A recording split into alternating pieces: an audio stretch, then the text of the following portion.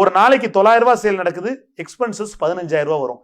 என்ன செய்யறது? சரி க்ளோஸ் பண்ணலாம் அப்படின்னு முடிவு பண்ணதுக்கு அப்புறம் தான் லேண்ட்லார்டுக்கு நோட்டீஸ் கொடுத்துட்டோம். 3 மாசம் நோட்டீஸ் கொடுத்துட்டு நாங்கள் கிளியர் பண்றோம்னு சொல்லிட்டு ஸ்டாக் எல்லாம் எதுவுமே நீங்க வந்து யூனிட்டுக்கு அமுச்சு விடாதீங்க, அங்கேயே ஏதோ ஒரு ரேட்டை போட்டு க்ளோஸ் பண்ணி விட்டுருங்க அப்படின்னு சொன்ன அந்த வார்த்தை இன்ன வரை என் மைண்ட்ல இருக்கு. அப்படி சொல்லி அந்த சேல்ஸ்மேன் சொன்னா, அவன் சொன்னா எனக்கு வேற சேல்ஸ்மேன் கொடுங்க, நான் சேல்ஸ் பண்றதுக்கு, நான் வந்து இதெல்லாம் ஓர்ஸ் பண்ணணும் அப்படி இப்படின்லாம் சொன்னான். எதுவுமே கிடையாது, நீ ஒரு சேல் பண்ணி என்ன பண்ணது, 1+1 போடவா அப்படின்னு கேட்டான். அப்போ ஒரு ஃபிராக்ஷன் ஆஃப் செகண்ட் 7 சட்டை 1000 ரூபாய்க்கு போடுங்க அப்படின்னு சொல்லிட்டு வெளியே ஒரு ஸ்டிக்கர் ஒட்டி, அப்போ கையில் 4000 டேட்டா பேஸ் இருந்தது. அந்த கஸ்டமர்ஸ்க்கு 4000 பேருக்கு நம்பர் அமுச்சு விட்டு பார்த்தா முதல் நாள் சேல் 999 ரூபா, அடுத்த நாள் சேல் 3 லட்சம் ரூபா. அன்னைக்கு நைட் எனக்கு இன்னும் ஞாபகம் இருக்கு, என்னுடைய மேனேஜர் ராம் எனக்கு ஃபோன் பண்றான். ஃபோன் பண்ணி 3 லட்சம் ரூபான்னு சொல்ல போகும்போது மைண்ட்ல ஒண்ணுமே ஏறல. க்ளோஸ் பண்ற கடை தானப்பா, லாஸ்ட்ல தானே விற்கிற, இதுல என்ன பெருமை அப்படின்னு சொல்லிட்டு சரி நீங்க திருப்பி மீதியும் க்ளோஸ் பண்ணுங்க அப்படின்னு நம்ம சொல்றோம். அதுக்கு அடுத்த நாள் அதே மாதிரி நைட் ஃபோன் பண்றான், 3 லட்சம் ரூபா அப்படின்றான். என்னால முடியலங்க, எல்லா சட்டையும் கிளஞ்சு கிடக்குது, எல்லாமே முன்னாடி கிடக்குது, நான் என்ன செய்யறதுன்னு தெரியல, எனக்கு 2 ஆள் அமுச்சுடுங்க. ஆள்லாம் அமுச்சுட முடியாது, வந்துட்டு போற செலவு கூட ஆள் கிடையாது, முதல்ல இருந்து நீங்களே க்ளோஸ் பண்ணுங்க, நீங்களே மடிச்சு வைங்க, அடுத்த நாள் கடையை நீங்க மத்தியானம் கூட திறங்க, ஆனா நீங்க க்ளோஸ் பண்ணி பண்ணுங்க அப்படின்னாங்க. மத்தியானம் வரை வெளியே ஒரு சும்மா ஒரு பேப்பர்ல ஒட்டி the store opens at 5 PM 3 PM போட்டு அது மாதிரி ஓபன் பண்ணாங்க.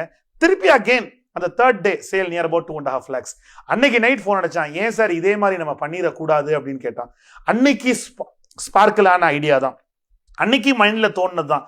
சரி என்னென்னமோ நம்ம பண்ணோம், இதுல வந்து என்ன, இது மாதிரியான ஒரு விஷயம் இதுவரை எங்கேயுமே நடக்கல அப்படின்னு இருக்க போகும்போது இந்த மாதிரி நம்ம ஏன் பண்ணக்கூடாது, நம்ம பேக்வேர்ட்ல இன்டெகிரேட் பண்ணக்கூடாது நம்ம யோசிச்சு அந்த இடத்துல பண்ண போகும்போது தான் இப்ப வர நான் சொல்வேன் ஃபவுண்டர் ஆஃப் சக்சஸ் மென்ஸ்வேர்னா எனக்கு வந்து அதுல ஒரு பெரிய பெருமை தெரியல.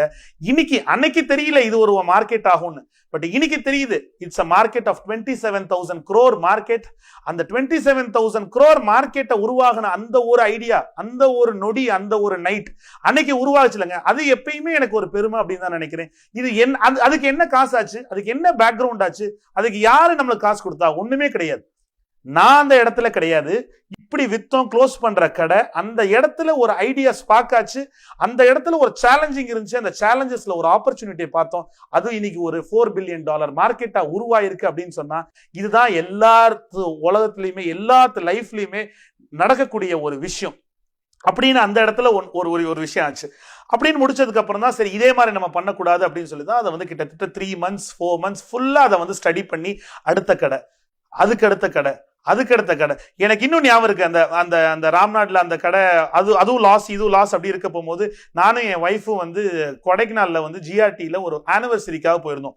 அப்ப போயிருக்க போகும்போது எனக்கு ஒரு ஃபோன் கால் வந்துச்சு. அப்ப ஆனிவர்சரியில் இருக்கும்போது ரிப்பீட்டட் ஃபோன் கால், உங்களுக்கு வந்து 27 lakhs உங்களுக்கு டெட்ஸ் இருக்கு, நீங்க உடனே பே பண்ணுங்கன்னு சொல்லி ஒரு வெண்டார் சொன்னார்.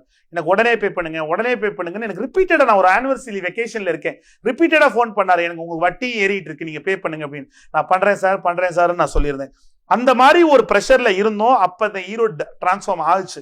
அப்ப டிரான்ஸ்ஃபார்ம் ஆனதுக்கு அதுக்கப்புறம் நாங்க மதுரைக்கு பண்ணோம், அதுக்கப்புறம் கோயம்புத்தூர்ல பண்ணதுக்கு அப்புறம் அதே மாதிரி மினிமம் ஒண்ணுதான், expenses very low, anyway no bank loan கிடையாது.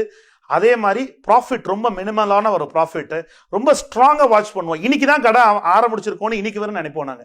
என்னதான்னாலுமே இன்னைக்கு தான் கடை ஆரம்பிச்சிருக்கோம், இன்னைக்கு எக்ஸ்பென்சஸ், இன்னைக்குடைய டெய்லி ப்ராஃபிட் அண்ட் லாஸ் பார்ப்போம்.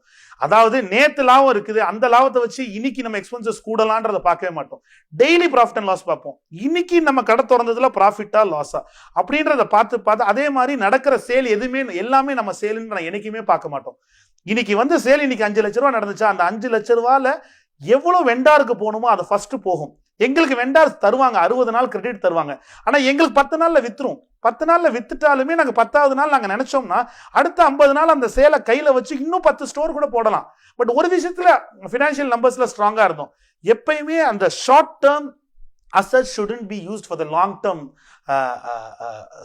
long term assetsக்காக நம்ம ஷார்ட் டேர்ம் உடைய கேஷ் எடுத்துட்டு அதை லாங் டேர்ம் அசெட்ஸ்ல போய் நம்ம முடக்க கூடாதுன்றது ரொம்ப ஸ்ட்ராங்கா இருந்தோம் அந்த விஷயத்துல. ஸோ 10வது நாள் எங்களுக்கு கேஷே வந்தாலுமே அதை திருப்பி வெண்டார் தான் பே பண்ணும். ஸோ யார் ஒருத்தவர் ஃபோன் பண்ணி 27 லட்சத்தை குடுன்னு கேட்டாரோ, ஏன்னா அவருக்கு 60 நாள் தாண்டினா அங்க அவருக்கு வட்டி போயிடும், அவர் குடுன்னு கேட்டாரோ, அவரே இப்போ 2 வருஷத்துக்கு முன்னாடி அது நடந்து ஒரு 5 வருஷம் இருக்கும், இப்போ 2 வருஷத்துக்கு முன்னாடி ஃபோன் பண்ணி, ஏன்னா எங்களுக்கு 10 நாள்ல சேல் நடந்துடும், அவங்க எல்லாத்தையும் பே பண்ணிடுவோம். பே பண்ணும்போது எங்களுடைய கேஷ் கிட்டத்தட்ட 2 கோடிக்கு மேல அவங்க அக்கௌண்ட்ல இருந்துச்சு. அப்படி இருக்கும்போது அவர் ஃபோன் பண்ணி, எங்க உங்க கேஷ் அட்வான்ஸா எங்கள்கிட்ட நிறைய இருக்கு, தயவு செய்து எங்களுக்கு நிறைய கொடுக்காதீங்கன்னு சொன்னாங்க. இது எங்க இது எங்க இருந்து நான் நடந்துச்சு? இது ஏதாவது நான் பெரிய விஷயங்கள் செஞ்சோமா? ஒண்ணுமே கிடையாது. இந்த பினான்சியல் டிசிப்ளின் நடந்துச்சு. இது ஒண்ணே எனக்கு யாராவது ஒரு ஆள் என்னை கையை பிடிச்சி தூக்குனாங்களா, இல்ல யாராவது இது ஒரு பெரிய ஒரு மேஜிக் நடந்துச்சா, இல்ல ஒரு பெரிய யாராவது வந்து எனக்கு கொட்டுச்சா காசு? எதுவுமே கிடையாது. சோ ஒண்ணுமே கையில காசே இல்லாத போது, அதுவும் மைனஸ் நெகட்டிவ்ல காசே இல்லாத போது சக்சஸ் ஆனா பாத்தீங்களா, அதுதான் சக்சஸ். அதனாலதான் நான் எப்பயுமே சொல்லுவேன், cash is the least requisite. இன்னைக்கு காசு இல்ல அதனால நான் முன்னேறல அப்படின்னு சொன்னா கண்டிப்பா நம்மளே நம்ம ஒரு காரணம் சொல்றோம் நம்ம ஃபெயிலியருக்கு.